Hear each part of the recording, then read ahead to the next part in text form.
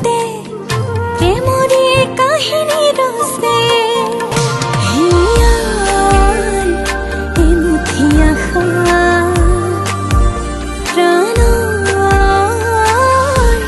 বহুতো ভাষা মোৰ সঁচা মৰম তোমাতে সপিলো কলিজাৰে ৰং তোমাতে সানিলো তোমাতে সপোন ৰচা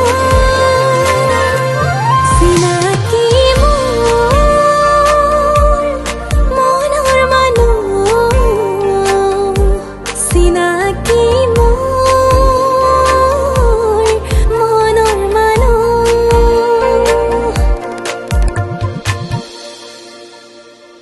বাপে তোমাক মাতিনি কিয় সেইবোৰ দেখাব লাগে তুমিতো সকলোবোৰ সামৰি সুতুৰি লৈ বাপৰ অবিহনেও জীয়াই থাকিবলৈ শিকিছিলা কিন্তু আজি আকৌ কি হল ইয়াত তেওঁৰ একো দুখ নাই জেঠাই তেওঁতো মোক কোৱা নাছিল তেওঁক লৈ সপোন ৰচিবলৈ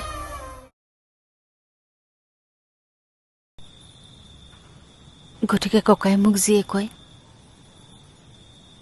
মই সেয়াই কৰিম তুমি ঠিকেই ভাবিছা ছায়া তুমি যিয়েই সিদ্ধান্ত নোলোৱা কিয় মই তোমাৰ লগত আছো তুমি নিজকে অকলশৰীয়া বুলি কেতিয়াও নাভাবিবা তুমি এতিয়া অকমান নিজক সময় দিয়া মই অকমান ভিতৰৰ পৰা আহিছো দেই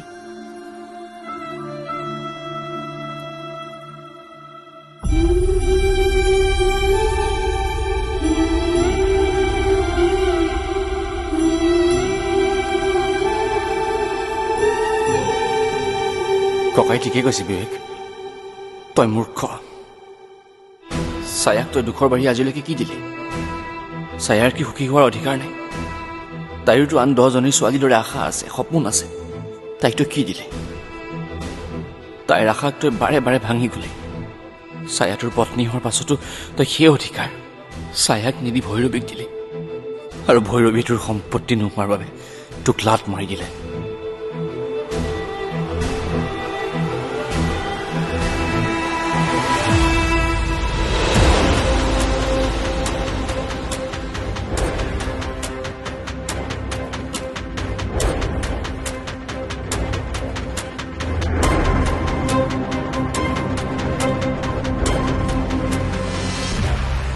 হেৰি এই আন্ধাৰত ৰাস্তাৰ মাজলৈ যাবলৈ আপোনাক কিহে পাইছেহে দাদা বেয়া নাপাব মই কিবা এটা ভাবি থাকোঁতে দেখাই নাপালো চৰি আৰে বিবেক তই চাওঁ কি হৈছে চাওঁ দুখ পালি নেকি ক'ত ক'ত দুখ পালি চাওঁ নাই প্ৰীতম বেছি দুখ পোৱা নাই ঠিক হৈ যাব মই যাব পাৰিম মই আৰে তই পাগল হৈছ নেকি বল মোৰ লগত বল ঐ চা তোৰ তেজ ওলাইছে বাবা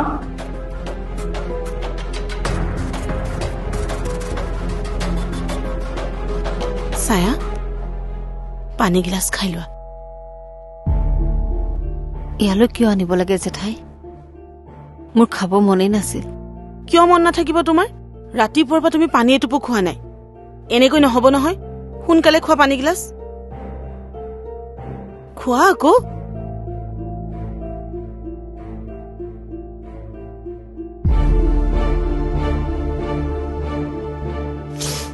জেঠাই বাহিৰত কোনোবাই কথা পাতি থকা যেন শুনিছো কোনে কথা পাতিছে কোনোবা আহিছে নেকি জানো কোনোবা আহিছিল চাগে মই তোমাৰ বাবে পাকঘৰলৈ পানী আনিবলৈ গৈছিলো ওলাই সেইটো কাকো দেখা পোৱা নাই মোক কান্দিবই নালাগিছিল ককাই চাগে মোক কি বা ভাবিছে ককাইদেউ আকৌ কি ভাবিব আৰু মানুহৰ দুখ লাগিলে নিজৰ মানুহৰ ওচৰতেতো কান্দিব তুমি সেইবোৰ ইমান ভাবি নাথাকিবা ককাইদেউ একো ভবা নাই দিয়া জেঠাই মই এটা সিদ্ধান্ত লৈছো কি সিদ্ধান্ত মই আৰু মোৰ ভাগ্যৰ লগত যুঁজ নকৰো জেঠাই মোৰ ভাগ্যত যি লিখা আছে সেয়াই হ'ব ছায়া পৃথিৱীত এনে কোনো মানুহ নাই যি সময়তকৈ আগত আৰু ভাগ্যতকৈ বেছি পাইছে কিছুমান সময়ত আমি ভগৱানক বিশ্বাস কৰি ভাগ্যৰ হাততে সকলো এৰি দিব লাগে।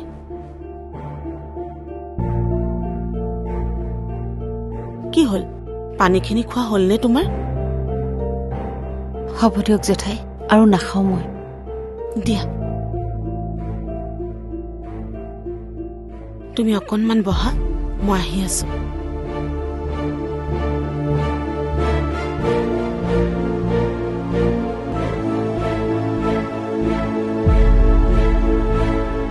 ঐ চা, তোৰ তেজ ওলাইছে বাবা, আহ। পাৰিম মই প্ৰীতম।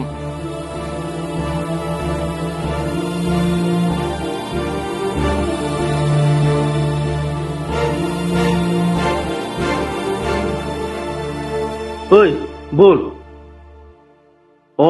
এতিয়া ভাবি থাকিবি নে উঠিবি? আহ, আৰে আহ না ভাই।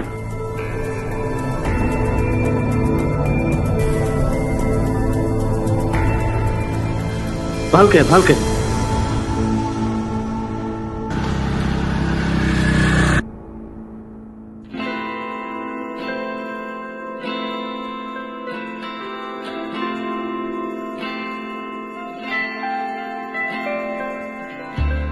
পইচা ডাক্তৰ যেনেকৈ কৈছে ঔষধবোৰ তেনেকৈ খাবি, আৰু হেৰি চিটি স্কেন এটা কৰি ল'বি। এই নালাগে অ, ইমানো দুখ পোৱা নাই নহয়। তোৰ উৎপাততে মই ডক্টৰৰ ওচৰলৈ আহিব লগা হ'ল। বেজী খোজ খাব লগা হৈছে এতিয়া। ঐ চা, ঘাঁ লাগিলেতো টিটি বেজী দিবই, আৰু তাতে তই কি সৰু ল'ৰা নিচিনা হেই বেজী ল'বলৈ ভয় কৰ। বেজী? এই মানুহে বেজীলৈ কি ভয় কৰিব, যাৰ মূৰত হাতুৰি কোব পৰিছে। মানে তই কি ক'ব খুজিছ? আচ্ছা, আজি আবেলি মই ভৈৰৱীক লগ পাইছিলো, বাস্তৱেছত বহি আছিলে। তাই মোক চিনিয়ে নাপালে জাননে।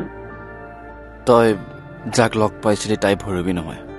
কি সি ফাল্টু বকিছ? মই কি ভৈৰৱীক চিনি নাপাওঁ? পাওঁ, তই ভৈৰৱীক চিনি পাওঁ।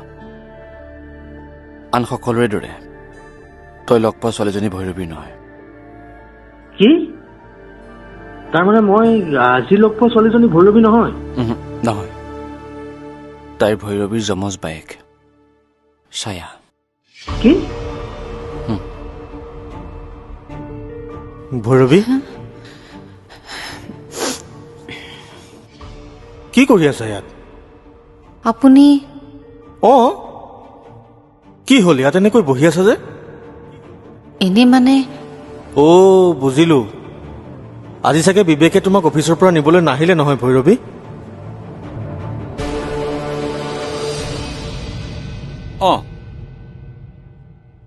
কোৱাচোন ফোনতে।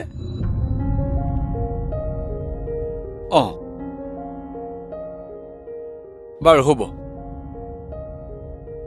ইমান ৰাতিপুৱাই বান্ধৈ মোক কিয় ফোন কৰিলে? কিনো ইমান গুৰুত্বপূৰ্ণ কথা আছে? বান্ধৰ ঘৰত আকৌ কিবা হ'ল নেকি? ফোনত ক'ব নোৱাৰো বুলি ক'লে যে, কথাটো কি?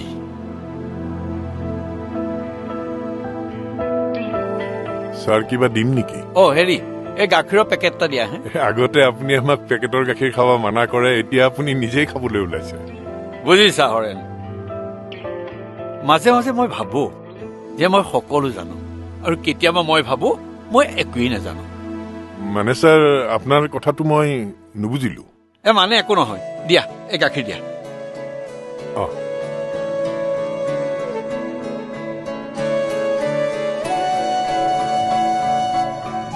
ছায়া, চাহ বনালা নেকি? বনাওঁ জেঠাই। অকণমান ৰৈ দিয়াচোন, ককাইদেৱে কৈছে ডাক্তৰ ককাইদেউ আহিব। ইমান ৰাতিপুৱাই কিবা হ'ল নেকি? কিবা মানে ছায়া, জেঠাই কালি তুমি টোপনি যোৱাৰ পাছত বাপ আহিছিল। আহিছিল মানে কলৈ? ঘৰলৈ? সি ইয়ালৈকে আহিছিল। তাৰ পাছত তোমাক বিচাৰি সি তোমাৰ ৰুমলৈ যাবলৈ বিচাৰিছিল, কিন্তু ককাইদেৱে তাক যাবলৈ নিদিলে। তেওঁ নিজৰ ঘৰতে এনেকৈ? ককাইদেৱে বোলে বাপক কৈছে কোনো অন্য মানুহ তোমাৰ ৰুমলৈ যোৱাৰ অধিকাৰো নাই। ককাইদেৱে কৈছে যিজন মানুহে তোমাক পত্নীৰ স্থান দিব নোৱাৰিলে আৰু যিজন মানুহে তোমাক সমাজৰ সন্মুখত পত্নীৰ মৰ্যাদা দিব নোৱাৰিলে সেইজন মানুহৰ কাৰণে তুমি সেন্দুৰ ল'ব নালাগে। কি? ছায়া, বাপৰ মতে তোমালোকৰ বিয়াখনৰ কোনো মহত্বই নাই, গতিকে তুমি এই সম্পৰ্কটো বুজা কঢ়িয়াই কুঙা হ'ব নালাগে।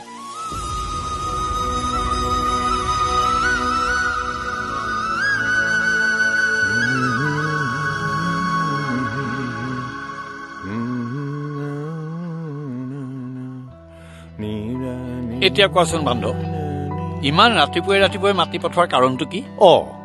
তুমি আকৌ ঘূৰি চাই আমাৰ ইয়ালৈ কেতিয়াৰ পৰা অহা হলা? তাকেইতো তোমাক কবলৈ বিচাৰিছিলো। মই যিটো ৰাস্তাত মৰ্ণিং ৱাক কৰো সেই ৰাস্তাতে এটা কালভাৰ্ট আছে। আছে, তাতে কি হল? তাতে দুদিনমানৰ আগতে এজনী কুকুৰে কেইটামান পোৱালি দিলে। কালি গম পালো কোনোবা মানুহে মাকজনীক গাড়ীৰে খুন্দিয়াই মাৰি পেলালে। সেইবাবে পোৱালি কেইটা এতিয়া ভোকত আছে। তুমি তাৰমানে সেই কুকুৰ পোৱালি কেইটাৰ কাৰণে গাখীৰ কিনিবলৈ গৈছিলা? তুমি ঠিকেই বুজিছা। বৰ ভাল কৰিলা বান্ধৱ।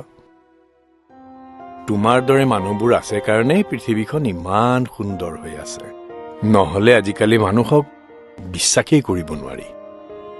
তোমাৰ পিঠিত কোন মুহূৰ্তত চুৰি বহাই দিয়ে তুমি গমেই নাপাবা। মই তোমাৰ কথাবোৰ বুজি পাওঁ, কিন্তু এটা কথা, তুমি কথাবোৰ বৰ বেছিকৈ ভাবা। হ'ব দিয়া, যি হয় হ'ব। এতিয়া চাহ খোৱা, চাহ ঠাণ্ডাই হ'ল, খোৱা।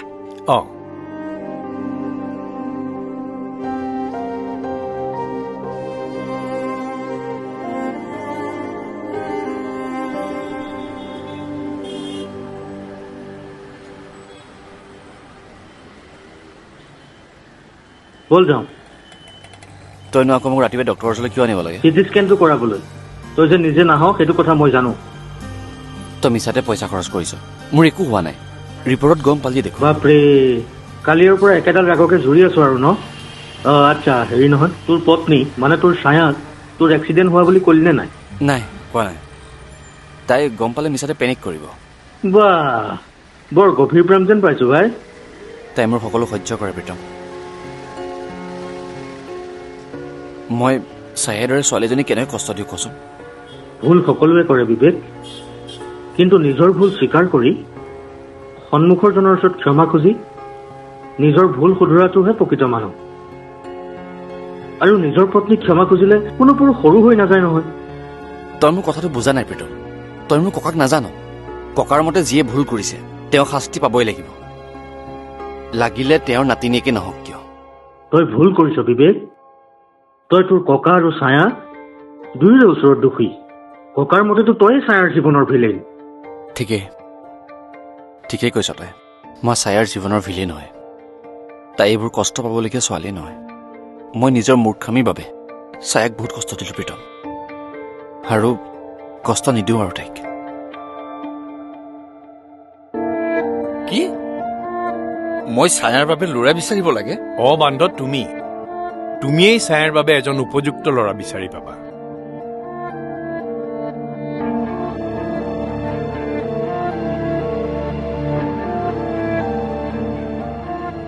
কিন্তু কোনো কিন্তু নাই।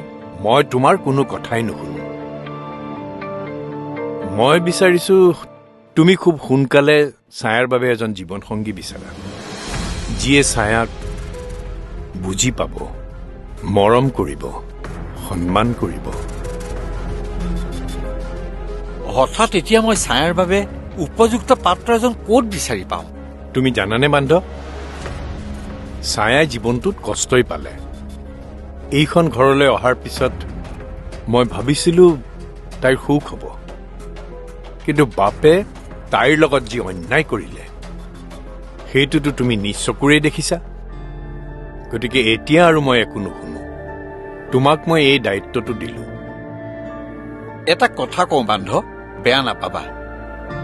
তুমি ছায়াৰ বিয়াৰ কথাটো লৈ বেছি খৰধৰ কৰিছা নেকি? আৰু যিমান যি হলেও বাপৰ আৰু ছায়াৰ সামাজিকভাৱে বিয়া হৈছে। নিজৰ স্বামী জীৱিত অৱস্থাত দ্বিতীয় বিবাহ কাৰ্যকৰী নহয়।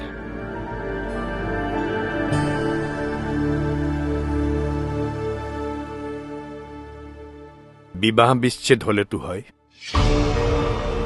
বান্ধ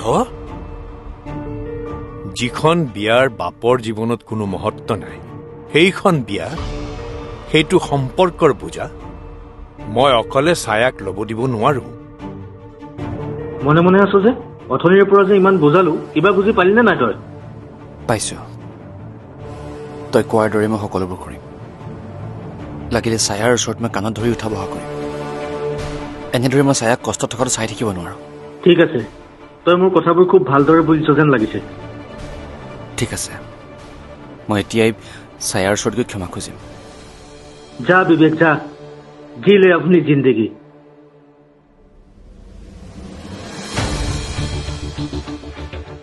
হ'ব দে, মই যাওঁ।